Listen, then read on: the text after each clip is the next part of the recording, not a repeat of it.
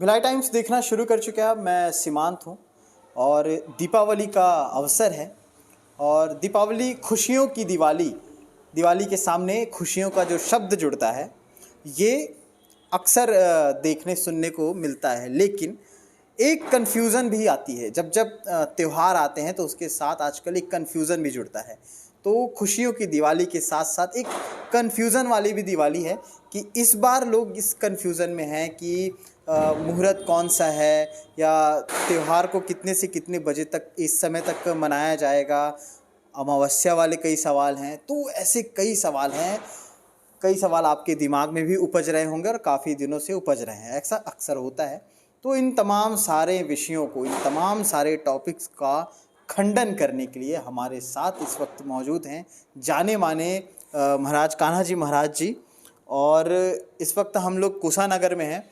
इनसे रूबरू होकर के बात करने का हमारा यही था कि जो भी चीज़ें भ्रम जो भी फैल रहे हैं कम से कम उसका खंडन हो जाए सही तरीके से। अक्सर ऐसा होता है जब त्यौहार आता है तो इस तरह के भ्रमित व्हाट्सएप यूनिवर्सिटी वाले ग्रुप्स में आने लगते हैं। तो ऐसे में दिवाली को लेकर के भी इस बार ऐसा कुछ हुआ है कि जैसे आज चतुर्दशी, तो उसको लेकर के भी कितने से कितने बजे तक का समय है। तो ये सारी चीज़ों के बारे में थोड़ा सा बताएंगे। जैसा कि आप सबको जानकारी है कि आज बहुत सारे लोगों को ऐसा लग रहा है कि आज ही धनतेरस मनाया जा रहा है।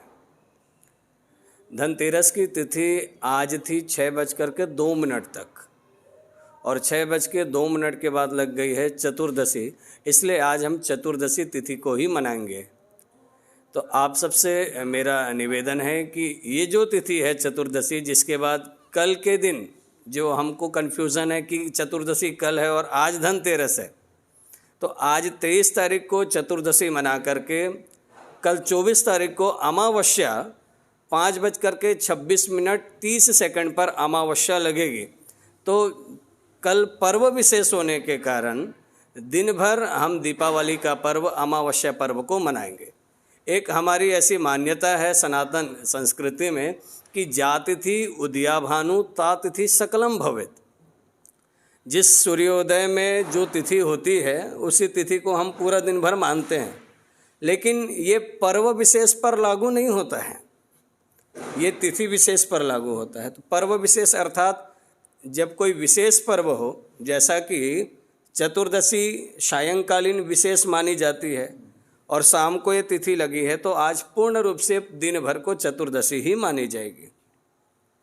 कल अमावस्या लग रहा है 5:26 में, तो पूर्ण रूप से दिन भर को ही अमावस्या मानी जाएगी। इसलिए कल जो भी पूजन का मुहूर्त है, प्रातः बेला से मध्याह्न बेला में, अभिजीत मुहूर्त में, सायंकालीन और सिंह लग्न है, ये सारी पूजा कल ही संपन्न की जाएगी। ऐसे में ये भी रहता है कि क्या करना चाहिए क्या नहीं करना चाहिए, तो इसमें भी कुछ बता दीजिए दर्शक। किस में क्या करना चाहिए? जैसे अमावस्या हाँ ना, तो उसमें दीप पर्व तो करना ही है। हाँ। लेकिन उसमें भी कई लोग का ये रहता है ना कि हम क्या चीज़ ना करें, क्या चीज़ करें, कौन सी पूजा करें ना करें। हाँ, ये सब भी रहता है। इसमें अमावस्या पर्व पर माँ लक्ष्मी की विशेष कृपा प्राप्ति हो, इसलिए इस पूजन को संपन्न की जाती है। श्री हमारे नित्य कर्म पूजा प्रकाश में, निर्णय सिंधु में, धर्म सिंधु में और हमारे अनेक शास्त्रों में ऐसा उल्लेख है कि आज के दिन जो पूजा की जाती है, माँ लक्ष्मी जी सदैव उसके साथ विराजमान रहती है। आज ही के दिन माँ लक्ष्मी के साथ साथ उस लक्ष्मी को संभालने की हमको मति प्राप्त हो, बुद्धि प्राप्त हो, इसलिए साथ में सरस्वती जी की भी पूजा की जाती है। लेखनी और पुस्तिका लेकर के जो हम पूजन करते हैं, तो साथ में सरस्वती जी की भी पूजा की जाती है। प्रयास करें कि आज के पूजन के दिन नए वस्त्र पहन करके, नवीन वस्त्र धारण करके बढ़िया सुंदर भाव से पूजन करें। साथ में यदि यथासंभव आप नॉनवेज लेते हैं तो कल के दिन नॉनवेज ना ले, सात्विक रूप से माता की आराधना करें। और यदि इच्छा हो तो रात्रिकालीन महानिशा काल में, निशित कालीन आप श्री महालक्ष्मी जी के बीज मंत्र का जप करें, ताकि आपको जीवन भर कभी भी लक्ष्मी की कमी ना रहे। अच्छा, सूर्य ग्रहण का भी बताया जा रहा है कि सूर्य ग्रहण भी लगेगा। तो उसमें भी काफ़ी सारे ऐसे रहते हैं कि एक तो खंडन करने जब बैठे ही हैं तो अच्छे से एकदम बताइए कि क्योंकि यूट्यूब में जो है वो कितना सही है कितना गलत है लोग भी जानते हैं और आप अच्छे से जानते हैं। दूसरी चीज़ व्हाट्सअप पे बाकायदा वो जो इमेज आती है वो व्हाट्सअप स्टेटस में लोग धड़ाधड़ लगा देते हैं। तो सूर्य ग्रहण में भी ये चीज़ें रहती कि इसमें क्या करना है क्या नहीं करना है, तो वो भी एक बार बता दीजिए कि ग्रहण काल ये ग्रहों के अनुसार हमारे जीवन पर लागू होता है, इस देश पर लागू होता है, विश्व पर लागू होता है। तो ग्रहण काल सूर्य ग्रहण में सूतक 12 घंटे पूर्व लगता है। तो ये जो आने वाला 25 तारीख है उस पर सूर्य ग्रहण लग रहा है, तो 12 घंटे पूर्व लगेंगे तो सुबह 4:19 के 51 मिनट के आसपास सूतक प्रारंभ होगा। शाम को 12 घंटे के बाद ग्रहण प्रारंभ होगा और ग्रहण केवल 48 मिनट का इस बार का ग्रहण है। उस ग्रहण काल में मंत्रों का जप करे, पाठ करे, लेकिन पुस्तक का ग्रंथ का स्पर्श करना वर्जित कहा गया है।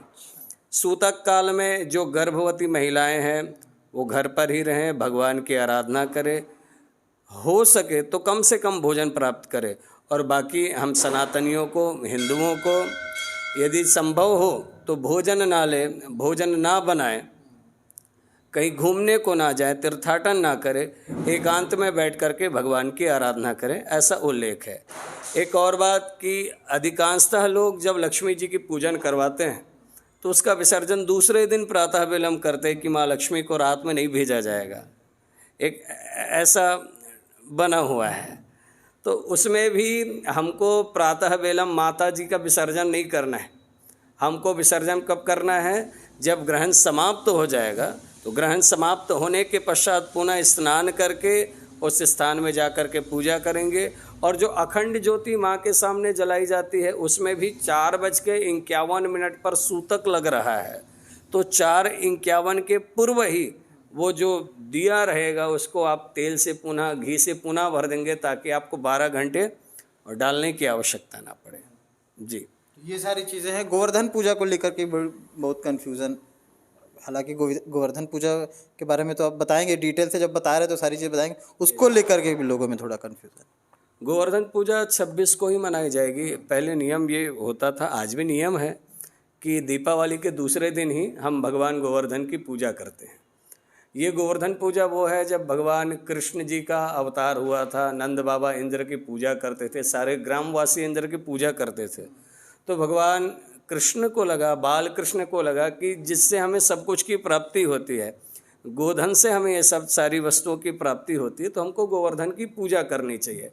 तो भगवान ने 7 दिन तक ये पूजन को कंटिन्यू रखा और रोज़ 8 प्रकार के भोजन भगवान गोवर्धन को अर्पण करते थे। इसलिए 7 दिन में 56 प्रकार का व्यंजन भगवान को अर्पित किया गया।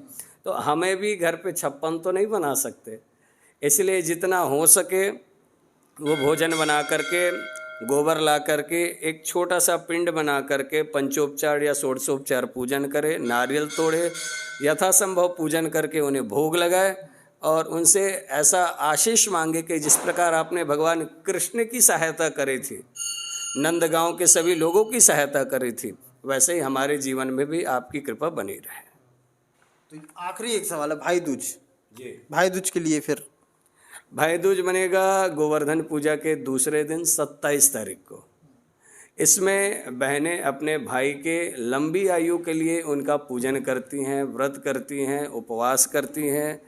और ऐसा कहा गया है कि आज के दिन यमुना महारानी की पूजन करने से, स्नान करने से भाइयों को अटल आयु की प्राप्ति होती है, दीर्घायु की प्राप्ति होती है। तो इसलिए भाई दूज की पूजा हमें विधिवत करनी चाहिए। और कुछ अगर छूट गया हो कोई लोगों में, तो अगर आपको लग रहा हो? मुझे तो लगता है कि सारी चीज़ें क्लियर हो। देखिए, ये हिंदू धर्म का सबसे बड़ा त्यौहार है दीपावली। संपूर्ण विश्व में, भारत में विशेष रूप से इस दीपावली पर्व को मनाया जाता है। भगवान श्री राम रावण का विनाश करके अवध में वापस लौट करके आए थे। तो हम सनातनियों की एक मान्यता है, हिंदुओं की एक परंपरा है कि भगवान बुराई का नाश करके अपने देश पर लौटे, अपने घर पर लौटे। तो हम भी अपने जीवन की जितनी बुराइयां हैं, कुरीतियां हैं, उसकी सफाई करते हुए, उसका नाश करते हुए हम भी भगवान श्री राम की तरह अपने परिवार के साथ ये उत्सव को बड़े आनंद से मनाएं।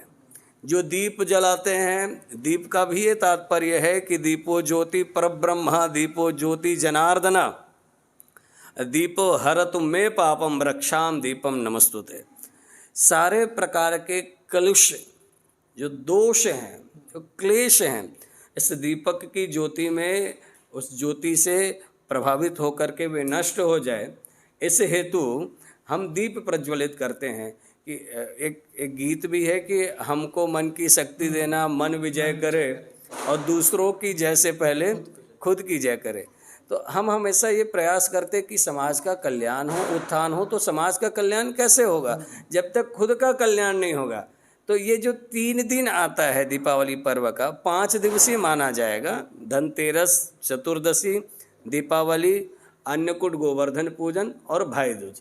ये 5 दिन का सबसे बड़ा पर्व, पूरे विश्व में सबसे अधिक मनाए जाने वाला खुशियों का त्यौहार। नवीन वस्त्र, पटाखे लेकर के जितने भी बुराइयां हैं उसका नाश करते हुए परिवार के साथ एक आनंद का वातावरण गुजरे, वही सच्ची दिवाली कहलाती है। और इसमें यदि कोई ये सोचे कि हम गरीब हैं, हमसे पूजा नहीं हो पाती, हम सामग्री लेकर के नहीं आ पाते, तो भगवान ने कभी नहीं कहा कि भैया तू मुझे ला करके कमल का ही फूल दे, तो मुझे खीर बतासा ही ला करके दे। माँ ने कभी ऐसा नहीं कहा। गीता में भगवान ने कहा कि पत्रम पुष्पम फलम तोयम यो में भक्ता प्रयक्षति, कि भाव का भूखा हूँ मैं और भाव ही बस सार है, भाव से मुझको भजे तो भव से बेड़ा पार है। अन्न धन और वस्त्र आभूषण कुछ न मुझको चाहिए, भाव से एक फूल भी दे तो मुझे स्वीकार है। तो मेरा निवेदन है कि ये प्रेम का पर्व है, दीप का पर्व है, खुशियों का पर्व है। हम छोटे प्रयास करें कि बड़े हमसे नाराज ना हो, उनका प्रेम, उनका आशीर्वाद हम पर सदैव बना रहे।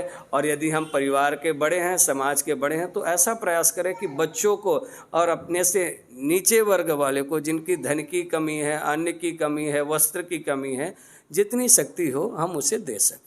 यही सबसे असली त्यौहार है और इसी पर ही माँ भगवती श्री हनुमान जी महाराज प्रसन्न होंगे।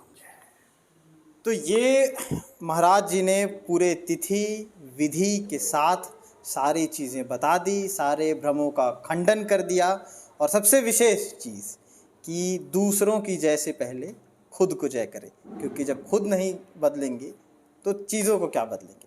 तो इसी के साथ हम भी विदा लेते हैं, फिर से लौटेंगे अन्य खबरों के साथ। आप सभी को शुभ दीपावली, अच्छे से दिवाली मनाएं। और भिलाई टाइम्स के परिवार की तरफ से आप सभी को एक बार फिर से शुभ दीपावली। तो लौटेंगे फिर से अन्य खबरों के साथ। देखते रहिए भिलाई टाइम्स।